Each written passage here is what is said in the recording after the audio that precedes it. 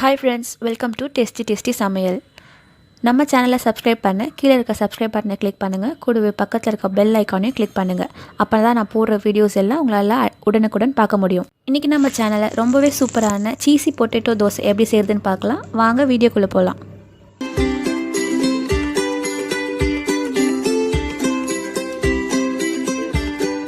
Cheesy potato dosa செய்ய தேவையான பொருட்கள் பார்க்கலாம். 1 கப் தோசை மாவு, துருவின சீஸ், ஃப்ரை பண்ண பொட்டேட்டோ மற்றும் இட்லி பொடி. எப்படி செய்கிறதுன்னு பார்க்கலாம். தோசைக்கல் நல்லா காஞ்ச உடனே தோசை ஊற்றிக்கலாம்.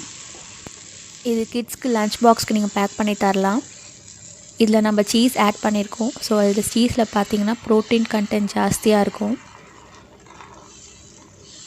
ஜஸ்ட் 2 மினிட்ஸில் இது செஞ்சிடலாம். ரொம்ப ஈஸி செய்கிறதுக்கு. அதே மாதிரி நார்மல் தோசை டெய்லி கொடுக்காமல் இந்த மாதிரி டிஃப்ரெண்ட்டாக கொடுத்தீங்கன்னா குழந்தைங்க விரும்பி சாப்பிடுவாங்க. ரொம்ப மெலிசாகவும் இல்லாமல் ரொம்ப தடியாகவும் இல்லாமல் மீடியம் திக்னஸில் தோசை ஊற்றியாச்சு. இப்போது இதில் நான் ஃப்ரை பண்ணி வச்சுருக்க பொட்டேட்டோவை ஆட் பண்ணுறேன். பொட்டேட்டோவை ரவுண்டாக கட் பண்ணி உப்பும் சில்லி பவுடரும் போட்டு ஃப்ரை பண்ணி எடுத்திருக்கேன். நம்ம நார்மலாக வீட்டில் செய்கிற பொட்டேட்டோ ஃப்ரை தான் இது. இந்த மாதிரி ரவுண்டாக கட் பண்ணும்போது உங்களுக்கு தோசையில் வைக்கிறதுக்கு ஈஸியாக இருக்கும். நீங்கள் லஞ்சுக்கு சைடிஷ்ஷாக பொட்டேட்டோ ஃப்ரை ப்ரிப்பேர் பண்ணியிருக்கீங்க, அது மீந்து போச்சு அப்படின்னா நீங்கள் நைட்டில் இந்த மாதிரி தோசை செஞ்சு கொடுக்கலாம். தேவையான அளவு பொட்டேட்டோ வச்சாச்சு. இப்போ இதுக்கு மேலே இட்லி பொடி தூவிக்கலாம். ஸ்டவ்வை லோ ஃப்ளேமில் வச்சு குக் பண்ணுங்கள். அப்போ தான் உங்களுக்கு தோசை கருகாமல் மொறுன்னு வரும்.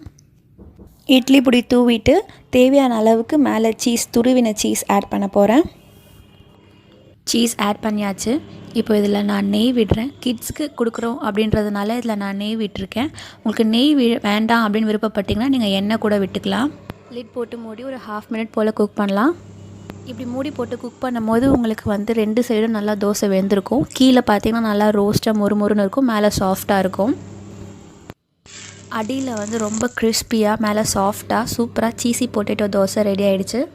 டெய்லி சும்மா நார்மல் தோசைன்ட்டு இல்லாமல் இந்த மாதிரி டிஃப்ரெண்ட்டாக தோசையை ட்ரை பண்ணி பாருங்கள்.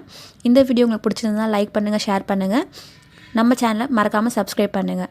Bye friends.